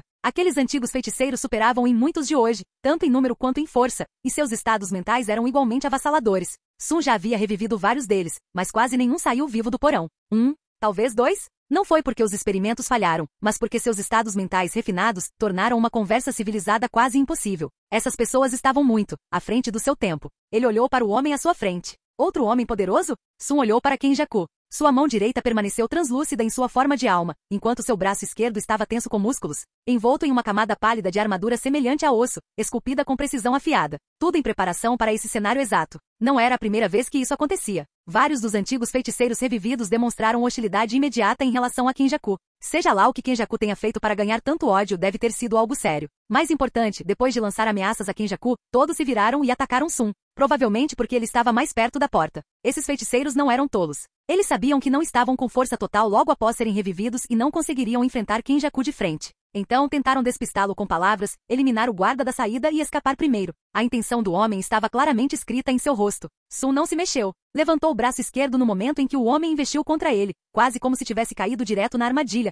e o agarrou pelo rosto, levantando-o sem esforço. O vermelho floresceu. O homem enrijeceu-se. Uma luz negra brilhou da palma de Sun. Seu primeiro movimento foi um vórtice no estilo Sun que derreteu a cabeça do homem. Fios negros jorraram do cadáver, arrastando um orbe translúcido de luz de volta para Sun. Os fios se enrolaram em seu antebraço enquanto o orbe se fundia ao seu corpo. Todo o processo foi tranquilo e sem complicações. Claro, a geração atual era mais fraca que a antiga, mas isso só se aplicava aos feiticeiros comuns. No nível mais alto, as coisas ainda eram equilibradas. O mecanismo de equilíbrio sempre esteve em vigor, pressionando desde 1000 anos atrás até agora, talvez até mais. E nenhum feiticeiro jamais havia realmente superado isso. Além disso, a força do homem era decente, mas longe de ser de elite. Nem perto do nível de Uralme. Para Sun, lidar com ele não foi nenhum esforço. Os fios negros em seu braço desbotaram em sua pele. Outra técnica, outra fonte de energia amaldiçoada, garantida. Ele assentiu, satisfeito. Mais um que te odeia, disse Sun, olhando para Kenjaku enquanto guardava o objeto amaldiçoado em forma de caveira. Como exatamente você fez um voto de vinculação com alguém assim? Ele estava genuinamente curioso. Um voto vinculativo exigia que ambas as partes estivessem cientes e concordassem para funcionar. Mas pela forma como esses feiticeiros revividos agiram, não parecia que as condições tivessem sido cumpridas. Na verdade, eles queriam Kenjaku morto no momento em que acordassem. Quando as pessoas estiverem à beira da morte, deles um fio de esperança, respondeu Kenjaku calmamente. Elas se agarrarão a ela de bom grado, até mesmo desesperadamente. Mas matar você não os ajudaria. Não cancelaria o voto. Pode, disse Kenjaku com um sorriso, por mais problemático que parecesse. Porque eu incluí uma condição. Não importa se eles querem me matar ou me pagar. Contanto que estejam prontos para se reunir quando eu precisar e sejam úteis, basta. Sun deu de ombros e começou a limpar a mesa do laboratório. Ele estava apenas curioso, mas não era algo que o preocupasse muito. Olhando ao redor para os objetos amaldiçoados restantes, ele mudou de assunto. Fizemos testes suficientes para aperfeiçoar o método. Ainda resta um bom número de objetos amaldiçoados. Poderíamos tentar revivê-los todos de uma vez. De uma vez. Kenjaku olhou para ele estranhamente. O quê? Você não estava planejando fazer um por um, estava? Capítulo 148. Kenjaku tinha uma expressão vagamente indiferente. Sun Minamoto de repente entendeu. Afinal, Kenjaku era um feiticeiro que viverá por mais de 1000 anos, assim como Tengen. Pessoas como eles compartilhavam uma característica em comum, uma sensação distorcida do tempo. A percepção de tempo deles havia se distanciado completamente dos padrões normais. Não, mais do que isso, havia se tornado um abismo. Quando uma pessoa comum diz em breve, provavelmente quer dizer dentro de meia hora. Mas quando pessoas como elas dizem isso, podem estar falando de meio mês ou até mesmo meio ano. Sun não pôde deixar de lembrar como Tengen disse uma vez, daqui a pouco. Não foi exagero. Contanto que nada inesperado acontecesse, Kenjaku poderia continuar vivendo por muito tempo. Com a capacidade de trocar de corpo continuamente, o tempo se tornou o recurso mais barato e dispensável para ele, algo que ele poderia desperdiçar sem preocupações. Ressuscitar cada objeto amaldiçoado, um de cada vez? Isso não era nada para ele. Ele poderia passar décadas, até mesmo séculos, apenas preparando o terreno para um único passo em um plano de longo prazo. Agora que Sun estava ajudando, ressuscitar todos os antigos feiticeiros em apenas alguns anos já era surpreendentemente rápido. Sun beliscou a ponta do nariz. Ele ainda não estava nem perto de completar 100 anos. Um horizonte de 1000 anos não era algo que ele jamais havia considerado, nem se importava em fazê-lo. Se ele não soubesse que Kenjaku já tinha feito a maior parte do trabalho de preparação e estava quase terminando, ele provavelmente o teria forçado a acelerar o ritmo. Mas como esse não era o caso, não havia necessidade de pressa. Ele podia se dar ao luxo de esperar mais alguns anos. Ainda assim, a eficiência de Kenjaku foi péssima. Sun lançou-lhe um olhar. Ele não se importava em ir devagar, mas não suportava a maneira como Kenjaku saltava de um assunto para outro. Assim que algo interessante chamava sua atenção, ele largava tudo, agindo como se o tempo fosse infinito e não houvesse necessidade de pressa. Assim como quando ele tropeçou em Sun, achou intrigante e abandonou tudo o que estava fazendo só para testá-lo. Ele chegou ao ponto de contatar o clã Zenin, encontrar um corpo hospedeiro e se internar no colégio de feitiçaria por um longo período. Se fosse só Kenjaku fazendo as coisas do seu jeito, Sun não se importaria. Mas agora que estavam trabalhando juntos, ele não toleraria esse tipo de abordagem desmiolada. Revivê-los um por um é muito lento. Tirando a novidade do primeiro, fica chato rapidinho. É melhor trazer todos de volta de uma vez. Sun disse isso de forma displicente. O método já estava comprovado, e eles o testaram em vários objetos amaldiçoados sem problemas. O que restou foi apenas trabalho braçal repetitivo, algo com que ele não pretendia perder tempo.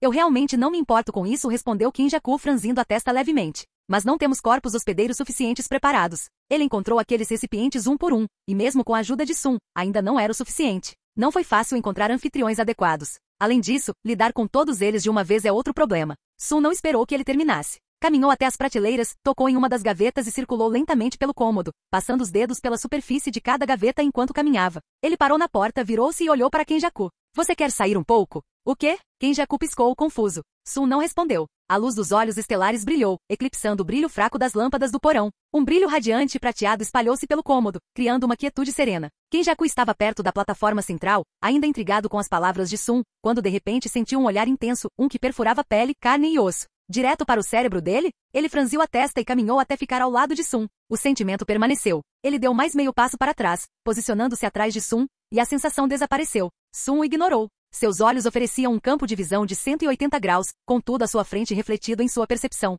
Ao ficar na entrada do porão, ele garantiu que todos os objetos amaldiçoados lá dentro estivessem dentro daquele alcance. Quanto a Kinjaku estar atrás dele, já que ele não tinha aberto um par de olhos na parte de trás da cabeça, fazia sentido que ele não pudesse vê-lo. Sun se concentrou. Sua visão passou pelas gavetas, deslizando pelas frestas da madeira para revelar o espaço interior. Um por um, os objetos amaldiçoados apareceram, não como formas físicas, mas como sombras fracas e ilusórias da alma. A luz das estrelas dos olhos estelares começou a tecer um feitiço, formando uma barreira em forma de impressões semelhantes a sigilos esculpidas em cada alma. Nenhuma delas foi perdida. Logo, a luz das estrelas desapareceu e o quarto retornou ao seu estado escuro. Sun sentia sua energia amaldiçoada se esvaindo. Cerca de 1/3 de suas reservas se esvaíram no processo. Administrativo, mas ainda significativo. Com o pensamento, ele o restaurou completamente. Ele bateu palmas levemente e os resíduos de energia amaldiçoada que permaneceram na sala se dispersaram no mesmo instante. Como encontrar hospedeiros adequados é difícil, deixe que os objetos amaldiçoados escolham por si mesmos. Sun Minamoto insinuou algo. Você já esteve em Hokkaido, certo? Já viu os locais espirituais de lá? Ele perguntou deliberadamente. Ele não tinha certeza se Kinjaku tinha algum plano atual relacionado ao jogo da seleção, mas tinha certeza de uma coisa, Kinjaku estaria interessado. E se ele estivesse interessado, ele agiria. Esses objetos amaldiçoados já estão em um estado semi-ativado. Enquanto houver energia amaldiçoada suficiente por perto, eles responderão ao estímulo e começarão a despertar. Eles naturalmente gravitarão em direção a embarcações compatíveis. Sun observou cuidadosamente a expressão de Kinjaku, tentando suprimir a intenção investigativa por trás de seu olhar. Pouco antes, ele aproveitou a oportunidade para analisar a verdadeira forma de Kinjaku, seu cérebro. Ele não esperava que Kinjaku notasse. Graças ao seu amplo campo de visão, Sun não precisava fazer contato visual direto para examinar alguém. Contanto que escondesse a intenção por trás do olhar, a sensação de estar sendo observado, era difícil detectar. Infelizmente, a expressão vazia de Kinjaku não revelou nada. Sun riu baixinho e parou de analisar demais. Ele simplesmente presumiu que Kinjaku já tinha algo parecido em mente. Kinjaku caminhou em direção às prateleiras. De onde estava, tudo o que conseguia ver era a luz das estrelas se espalhando e depois desaparecendo novamente. Ele não conseguia dizer exatamente o que Sun havia feito. Mas ao ouvir as palavras de Sun, ele percebeu que uma técnica havia sido aplicada aos objetos amaldiçoados. Ele abriu uma das gavetas, tirou o objeto de dentro e começou a examiná-lo à sua maneira. Com certeza, algo havia mudado. Uma marca de técnica amaldiçoada havia sido gravada nele. Kinjaku olhou pensativo, murmurando como se estivesse falando consigo mesmo. Então, o que precisamos é de um ambiente semelhante a um local espiritual, maldições suficientes, pessoas suficientes, e o processo de possessão se torna muito mais simples. Exatamente. Claro, você também pode simplesmente pegar o objeto, infundi-lo com energia amaldiçoada para ativá-lo e depois ir testar a sorte lá fora. Sun explicou o método melhor. Assim que uma correspondência for encontrada, a impressão se dividirá. Metade permanece no objeto amaldiçoado, a outra metade se incorpora ao recipiente. Quando estiver pronto, você pode ativar a liberação e recuperar a impressão ou iniciar a possessão diretamente. E se você tem medo de ser visto, pode fazer isso em algum lugar menos movimentado. Assim, ninguém percebe. Sun percebeu que estava sendo atencioso demais. Kinjaku não gostava de ser o centro das atenções, então ele até permitiu que ele operasse inteiramente nos bastidores. Que parceiro perfeito.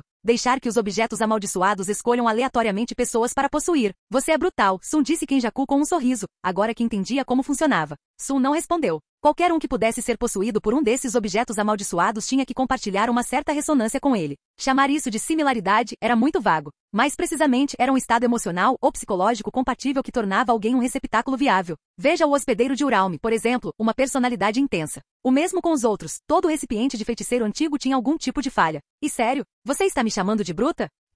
Sun se virou e saiu do porão.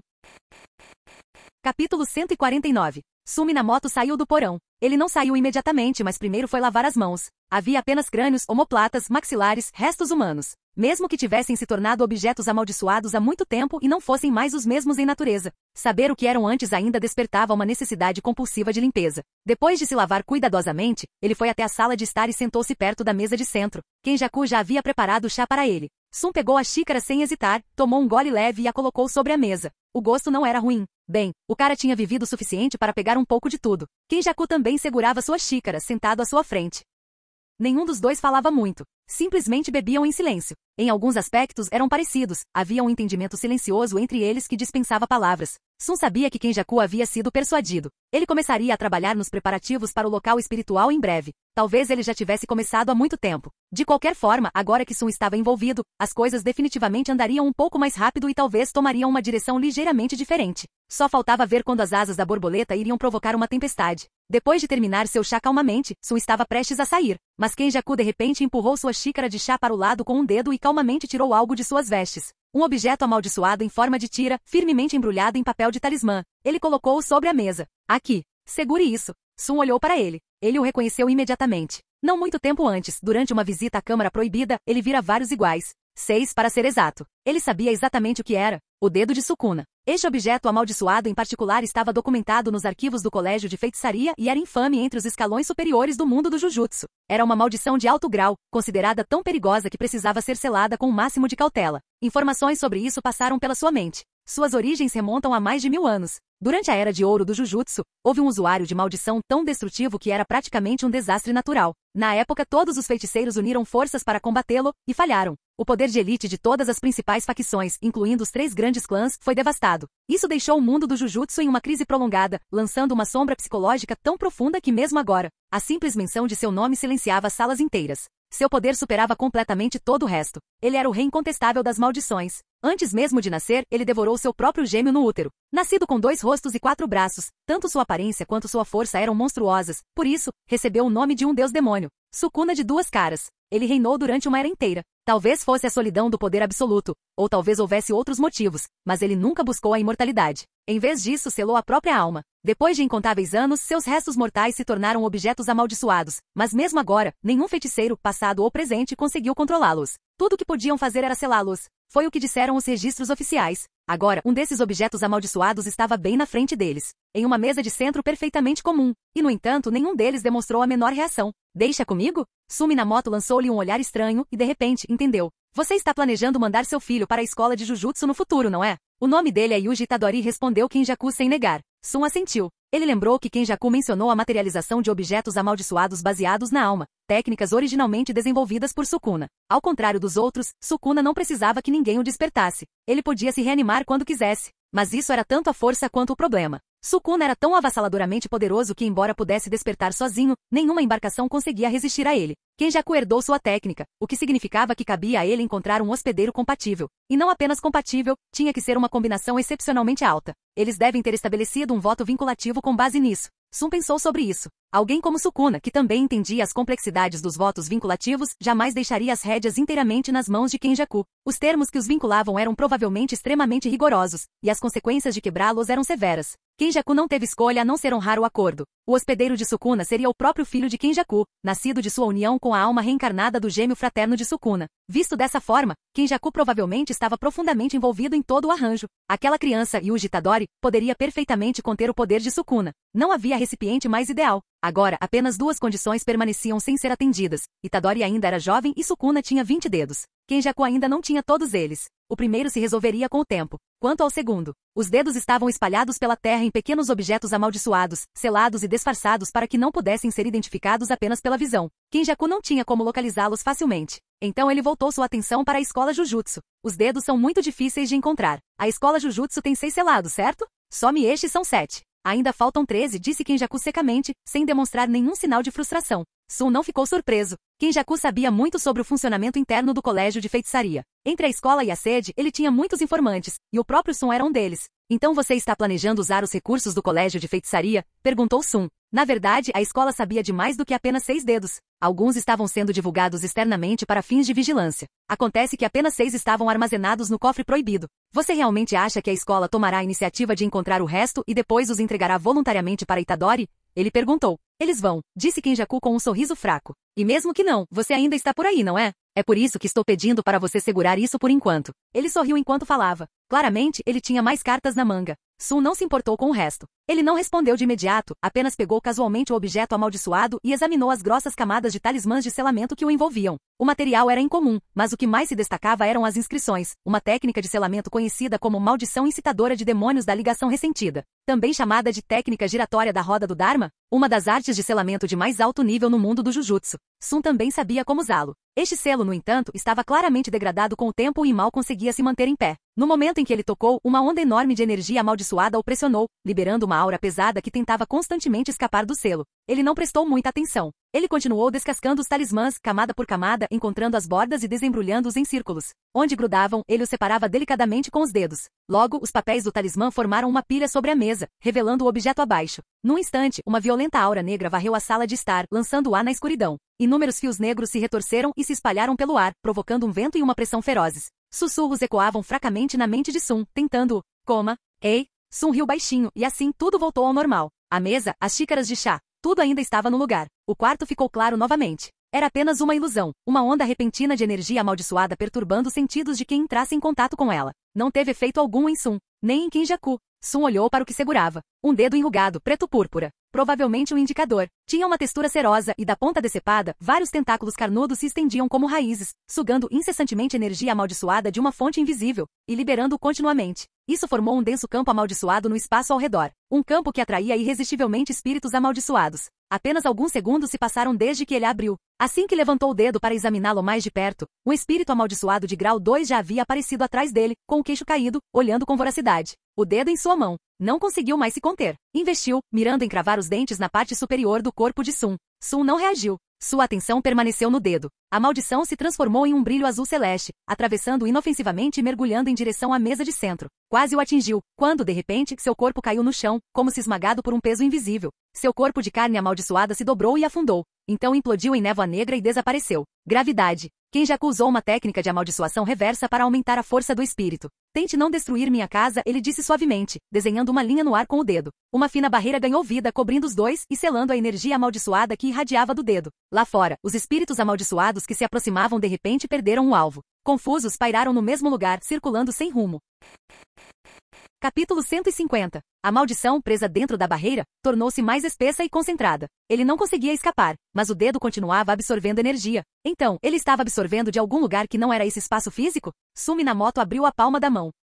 Um momento depois, fluxos de energia amaldiçoada correram em sua direção, reunindo-se em um vórtice negro e rodopiante em sua mão. Ele olhou para ele e cerrou os dedos, moldando-o em uma esfera oca. A esfera absorveu perfeitamente a energia amaldiçoada que emanava do dedo, criando um equilíbrio perfeito entre os dois. Dentro da barreira, a energia amaldiçoada começou a diminuir, enquanto a esfera negra ficava mais densa e profunda. Vendo isso, Kenjaku dissipou a barreira. Sun manteve os olhos na esfera, momentaneamente perdido em pensamentos. Essa energia não era de muita utilidade contra humanos, mas para seres amaldiçoados, a história era outra. Seria valiosa até mesmo para criaturas como a cabeça de mosca e outros clones amaldiçoados. E poderia ser absorvido. A única questão era, quanto? Na sala de estar silenciosa, os dois homens observavam a esfera negra em silêncio. Kenjaku não conseguia enxergar os detalhes mais sutis, apenas a forma geral. Ele aguardava a resposta de Sun. Enquanto isso, Sun esperava para ver quando o dedo atingiria seu limite. Mas mesmo depois de um tempo não havia sinal de enfraquecimento. Parecia que o limite ainda não estava próximo. Tudo bem, vou ficar com o dedo, disse Sun finalmente, olhando para Kenjaku e assentindo.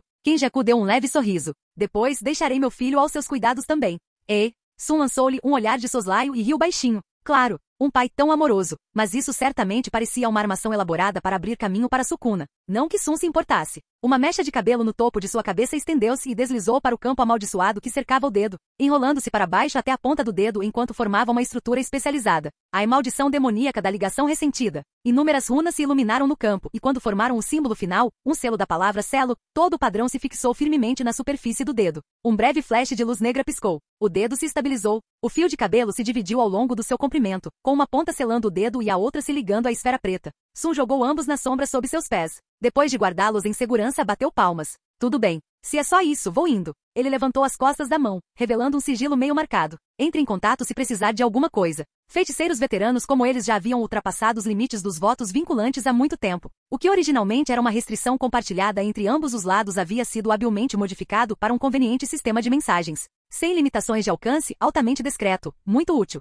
Na verdade, qualquer um deles poderia cancelar o voto a qualquer momento, desde que estivesse disposto a pagar o preço para compensar a restrição. O voto deles não era nem de longe tão rígido ou punitivo quanto o de Sukuna. Tudo bem, respondeu Kinjaku simplesmente. Ele olhou para metade da marca. A outra metade estava gravada em sua alma. Ele não conseguia ver, mas conseguia sentir. Se ele alguma vez abrigasse malícia intensa em relação a Minamoto, o voto de vinculação se revelaria sem piedade. Esse foi o resultado do primeiro encontro. Não ficou claro quem conseguiu o melhor negócio. Porque logo após formar o voto, Sun descobriu que a mesma marca havia aparecido na mão de um de seus clones. O que significa que o voto de nenhum dano durante a cooperação também se aplicava aos seus clones padrão. Mas logo depois, ele percebeu que o Cabeça de Mosca e outros clones de entidades amaldiçoadas não carregavam a marca. Então fez sentido. O voto não se aplicava a clones especializados. O que fazia sentido. Nem mesmo o mecanismo de equilíbrio conseguia distinguir entre um corpo principal e um clone único, muito menos um mero voto de vinculação. Afinal, um voto vinculante ainda era apenas uma força de nível inferior no sistema de equilíbrio. Com esse pensamento, Sun lançou um olhar rápido para Kinjaku. Através da marca em sua alma, ele pôde identificar o verdadeiro corpo de Kinjaku. E Kinjaku, por sua vez, sabia que um dos clones de Minamoto estava estacionado dentro do colégio de feitiçaria. Foi exatamente por isso que, mesmo cooperando diretamente com Sun, ele estava pedindo ajuda na escola.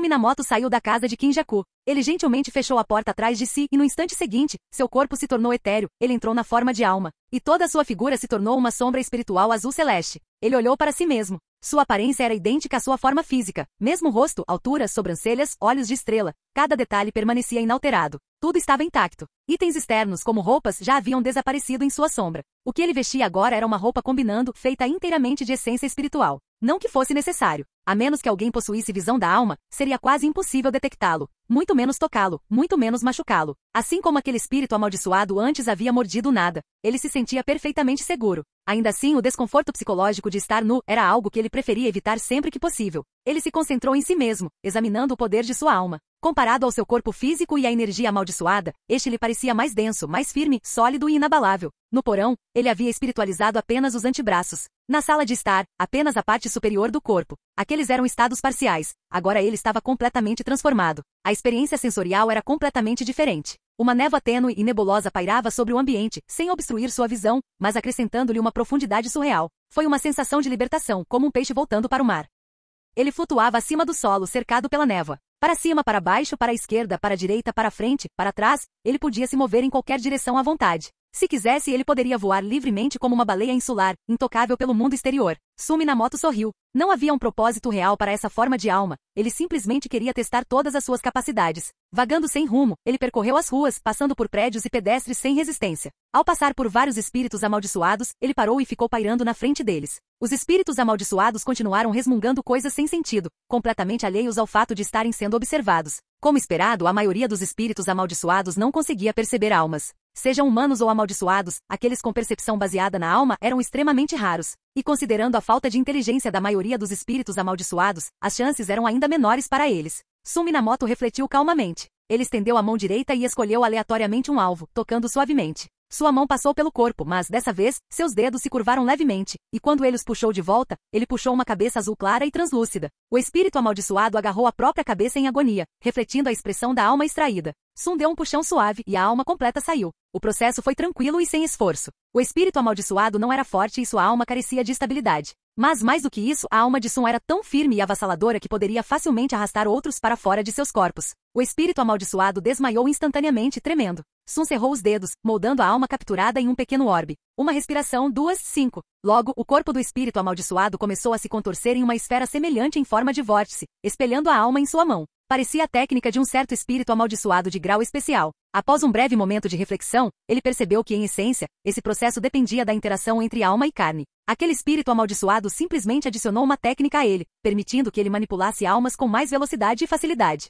Sun, por outro lado, fez isso puramente através da força bruta de sua própria alma, arrastando outros para fora e então remodelando-os como desejava. Ele olhou para o orbe da alma, então casualmente o colocou na boca e o engoliu. O corpo do espírito amaldiçoado se dissipou quase instantaneamente, desaparecendo sem deixar vestígios. Absorva tudo o que consumir. Sua energia amaldiçoada já havia atingido o limite, mas tanto sua alma quanto seu corpo ainda tinham espaço para evoluir. Ele sentiu sua alma se aprofundar um pouco mais. Satisfeito, ele deu um pequeno aceno de cabeça. Logo ele voltou para casa. Não ficava longe da casa de Kenjaku, apenas a meio quarteirão de distância. E com sua forma de alma permitindo que ele atravessasse obstáculos em linha reta, a distância diminuiu ainda mais. Ele chegou rapidinho. Nesse ponto, a distância mal importava. Contanto que ele já tivesse estado em algum lugar antes, ele poderia aparecer lá instantaneamente. De pé em sua sala de estar, seu corpo azul celeste começou a se solidificar. O ar estava frio. Sem expressão, Sun colocou a mão na sombra, tirou um conjunto de roupas e as vestiu. Essa parte não foi boa. Deveria ter sido impressionante materializar-se do nada. Mas o que realmente apareceu? Um corpo nu. Ele realmente precisava encontrar uma ferramenta amaldiçoada baseada em roupas, ou melhor ainda, criar um conjunto completo de ferramentas de vestuário amaldiçoado.